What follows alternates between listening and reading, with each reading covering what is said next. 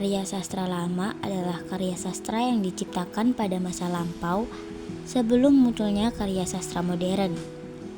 Ciri-cirinya adalah banyak karya sastra lama tidak diketahui nama pengarangnya karena diciptakan dan disebarluaskan secara lisan dari mulut ke mulut.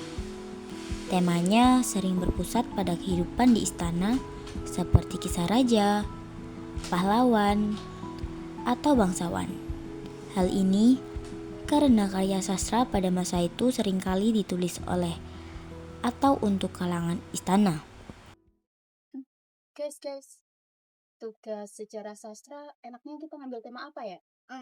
Sejarah sastra ya? Aku punya ide sih guys, tapi gimana kalau kita ambil pantun aja? Hah? Pantun?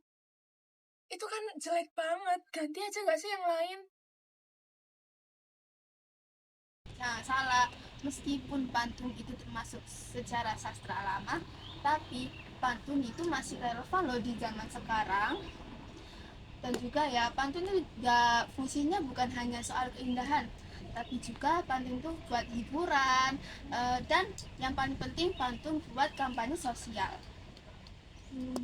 Banyak banget loh seniman dan penulis yang terus melestarikan dan mengembangkan pantun sampai sekarang.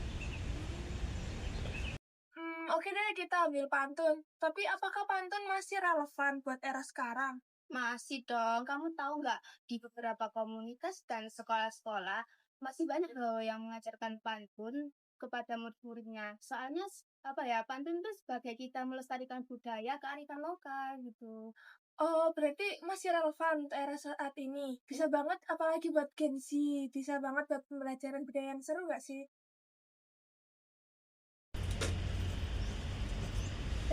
Tapi aku tiba-tiba kepikiran nih.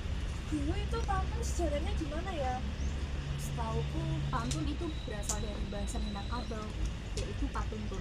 Artinya penuntun atau pengarah, yang fungsinya untuk mengarahkan ke arah yang lebih baik. Oh, gitu.